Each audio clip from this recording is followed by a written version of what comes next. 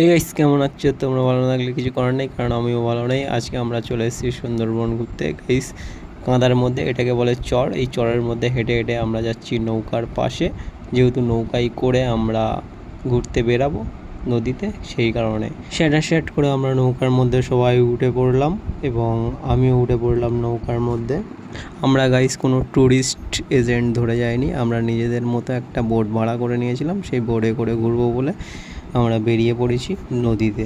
Guys আমার মুখটা লাগছিল পুরো বাঁদরের মতো, বাট আমি কিন্তু পোজ দিতে এবং কিউট সাজাতে কমতি কিছুই রাখছিলাম না। মানে কিউট কীভাবে সাজা যায় সেইভাবে আমি পোজ দিয়ে ছবি ভিডিও করছিলাম, বুঝতে পারছো তো? নৌকার থেকে তোমরা নদীর ওই পাশের ভিউটা দেখতে পাচ্ছ কীরকম লাগছে। ওই পাশেই কিন্তু গাইস বাঘ থাকে, বুঝতে পারছো তো? আমরা এই সাইডটা কিন্তু জনবসতি থাকে আর ওই পাশে থাকে বাঘ। গাইস আমাকে হিরো বলছে, বাট আমাকে হিরো লাগছে না, আমি বুঝতে পারছি। আমাকে খচানোর জন্য বলছে, বাট আমার কোনো যায় আসে না, আমি তো পোজ দেবো। দেখো গাইস আমি পুরো একদম নৌকার মাথায় দাঁড়িয়ে আছি, আমার কিন্তু ভয় লাগছে না, কারণ আমি সাঁতার পারি, বুঝতে পারছো?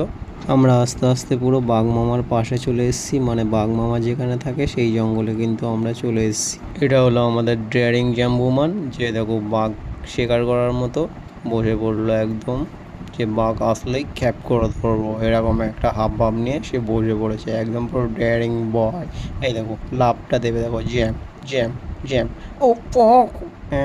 ও তুমি তো শক্তিমান। এটা হলো নৌকা সাইড করার জন্য, আমি ভাবলাম বাঘ ধরার জন্য লাভছে।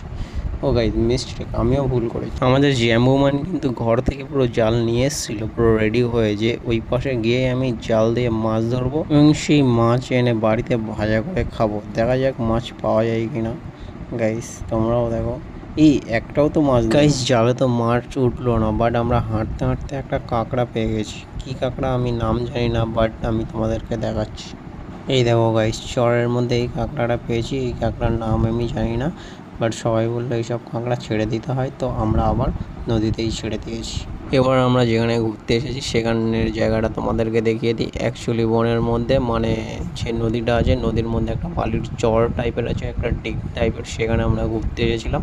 আমি খুবই এক্সাইটমেন্ট হয়ে গেছিলাম, আর দেখতে পাচ্ছ জায়গাটা খুবই সুন্দর লাগছে। মানে আমাদের বোর্ডে যে কজন আছে সেই কজনই এই ডিপটার মধ্যে আছে, আর কেউ নেই।